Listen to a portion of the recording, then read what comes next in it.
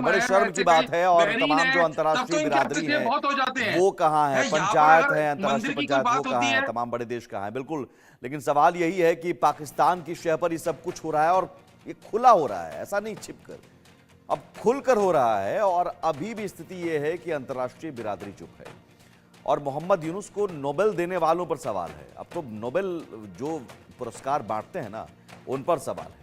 क्या ऐसे लोगों को नोबेल पुरस्कार दिया जाता है जिनकी इतनी सोच जहरीली हो, जो आतंकियों के साथ मिले हो? और इस बीच एक बड़ी खबर, पाकिस्तान की तरह बांग्लादेश भूखा मरेगा ये तय है। ये लिख कर ले लीजिए। ये इसलिए क्योंकि कई बड़े ब्रांड जो हैं भारत में जमीन तलाश रहे हैं, कई ब्रांड बांग्लादेश में कारोबार बंद कर रहे हैं, कई ब्रांड भारत की तरफ रुख कर रहे हैं और भारत की गारमेंट इंडस्ट्री को इससे जाहिर है फायदा हो सकता है। तो मैं बार बार कह रहा हूं कि बांग्लादेश जो है अपने पैर पर कुल्हाड़ी मार रहा है। यह सर्वनाश है बांग्लादेश का। विनाश काले विपरीत बुद्धि जो कहा जाता है, यही है कि बांग्लादेश की जो बुद्धि है वो विपरीत नजर आ रही है, क्योंकि वो विनाश काल है बांग्लादेश का। पाकिस्तान के कहने पर, उस पाकिस्तान के कहने पर जो पाकिस्तान खुद ही विनाश की राह पर चल पड़ा भारत से दुश्मनी मोल लेकर, और आज दाने दाने को मोहताज पाकिस्तान भी हुआ है। पाकिस्तान कर्ज के तले दबा हुआ है और वही स्थिति बांग्लादेश की हो सकती है, क्योंकि बांग्लादेश को भारत निर्यात करता है करीब करीब 12 जो मिलियन डॉलर हैं, 12 बिलियन डॉलर के, और हम सिर्फ आयात करते हैं 2 बिलियन डॉलर। पेट्रोलियम उत्पाद, अनाज, सूती कपड़े, ये सब कुछ, अनाज हमारे यहां से जा रहा है, पेट्रोलियम उत्पाद, बिजली की सप्लाई होती है। और अगर ये सब कुछ भारत ने बंद कर दिया, अभी तो बंद नहीं किया, बंद कर दिया, तब तो बांग्लादेश भूखे मर जाएगा। तो सवाल यही है कि आखिर मोहम्मद यूनुस का इलाज कैसे किया जाए। डॉक्टर शांतेश कुमार सिंह, शांतेश जी, जी। अब तो वहां के नेता, पूर्व मंत्री कह रहे हैं कि ये तो गठजोड़ है आतंकियों के साथ इनका। देखिए, निश्चित रूप से इसमें तो ये सर्वविदित है, इसमें कोई संदेह की गुंजाइश नहीं है कि वहाँ की जो वर्तमान सरकार है वो प्रायोजित सरकार है। अब वो प्रायोजित किसकी तरफ से है उसे बताने की जरूरत नहीं। हम अब बहुत संकीर्ण दायरे में देखने की कोशिश कर रहे हैं पूरे घटनाक्रम को।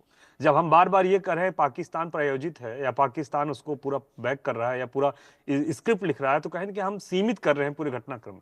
आप ये समझने की कोशिश करिए अचानक से ऐसा क्या हो रहा है कि जो भारत जितने भी नेबरिंग कंट्रीज हैं उन सब जगहों पर इस तरह उथल पुथल भारत के खिलाफ ही हो रहा है, क्योंकि एक बड़ी साजिश रची जा रही है भारत के खिलाफ। क्योंकि वो चाहे चाइना हो चाहे अमेरिका ही मान लो एक मिनट के लिए, उन सबको ये अच्छा नहीं लग रहा कि भारत तेजी से राइज करे या ग्लोबल लीडर बने। जब भारत में प्राइम मिनिस्टर मोदी बार बार ये कहते हैं कि भारत जो हो ग्लोबल साउथ का लीडर बनेगा, तो इसका मतलब कहीं न कहीं एक उनकी अथॉरिटी चैलेंज करने की कोशिश कर रहा है, जो अपने आप को ऑलरेडी प्रोजेक्ट कर रहे हैं ग्लोबल लीडर, जैसे चाइना है, अमेरिका है। तो ऐसी स्थिति में क्या भारत को कमजोर करने की साजिश को इतने छोटे दायरे में देखना चाहिए? नंबर 1।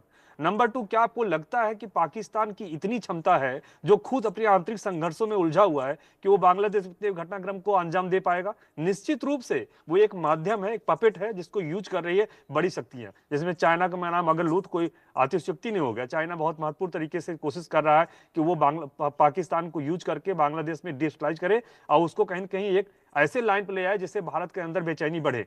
लेकिन निश्चित रूप आप समझने की कोशिश करिए, कल का एक आर्टिकल आया था कंवल सिब्बल जी का, जिसमें वो बार बार बोलते हैं, आपको समझना पड़ेगा इसका रूट कॉज कहां है।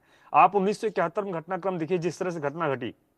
आज बहुत सारे लोग बोल रहे हैं कि भारत जो है एक संप्रभु राष्ट्र के आंतरिक मामलों हस्तक्षेप नहीं कर सकता है, लेकिन वही भारत 1971 में आंतरिक मामलों, पाकिस्तान आंतरिक मामला था, हस्तक्षेप किया, आजादी दिलाया उनको, क्योंकि आजादी दिलाने की जरूरत थी उस समय, कि उनको संप्रभु राष्ट्र बनाने की जरूरत थी। आज वही राष्ट्र भारत के खिलाफ खड़ा हो गया, जिसको हमने दूध पिलाया हमें काट रहा है। तो ऐसी परिस्थिति में भारत को क्या करना चाहिए? अगर हम आजादी दिला सकते हैं तो उनको बहुत कुछ सबक सिखा भी सकते हैं। तभी ये हमारा जो भी समय है, हम चुपचाप देख रहे हैं, इसका मतलब ये नहीं भारत कमजोर हो गया, भारत किसी के डर रहा है, या भारत अमेरिका के डिक्टेट देख रहा है, चाइना के कारण डर रहा है। बिल्कुल नहीं है, भारत परिस्थितियों को आंक रहा है। ये बात मान लीजिए, भारत 1971 का भारत नहीं है, 21वीं सदी का भारत है। बहुत कुछ परिवर्तित हो चुका है। आप विश्व पटल पर भारत की क्षमता को सब आज बहुत महत्वपूर्ण तरीके से देखते हैं और आंकते हैं। लेकिन एक बात तय है कि अब अति, जो अति कहा जाता है ना, वो अति हो गया है। हद हो देखिए गई है। मैं आपको तो एक यहाँ लाइन आप यहाँ सबक ऐड जरूर सिखाने करूंगा। का वक्त आ चुका है, परिस्थितियों को एक आकलन लाइन करने का मैं नहीं। ऐड करूंगा। जी, ये जल्दी जो से। आती की जो परिभाषा बेसिकली ये थोड़ा हमारी तरफ से जाती है, जनता की तरफ से या मीडिया की तरफ से। सरकार इस पे एक्शन नहीं लेती है। सरकार का बहुत सारे प्रकरण होते हैं, सब चीज देख कर ही कार्रवाई करनी पड़ती है। तो मुझे लगता है सरकार उस दिशा में आगे कदम उठा चुकी है। आपके अपने जो है विदेश मंत्रालय के रिप्रेजेंटेटिव जा रहे हैं, मिस्त्री जो है फॉरेन तो बिल्कुल, और मुझे लगता है सर्विसेज से। कि इस जी, दौरे के बाद से बहुत कुछ बदल बदलेगा। सकता है, बहुत कुछ तय भी हो सकता है, और ये चेतावनी भी हो सकती है इस दौरे के जरिए। चेतावनी भी दी जा सकती है कि आप या तो भारत को चुनना है, आपको तो चुनिए, अगर भारत के खिलाफ जाना है तो बताइए, फिर उसका भी इलाज किया जाएगा। और इलाज भारत करने में माहिर है, भारत इलाज कर सकता है। लेकिन कहीं ना कहीं भारत देख रहा है कि बांग्लादेश को वक्त देकर पहले समझा कर हम देख लें, तो समझाने की ये शायद प्रक्रिया हो सकती है बिल्कुल। और उसके बाद बांग्लादेश सुधरे तो ठीक, नहीं सुधरे तो इलाज मुमकिन है। बहुत शुक्रिया आपका शांतेश जी, और बहुत शुक्रिया आपका योगेश जी।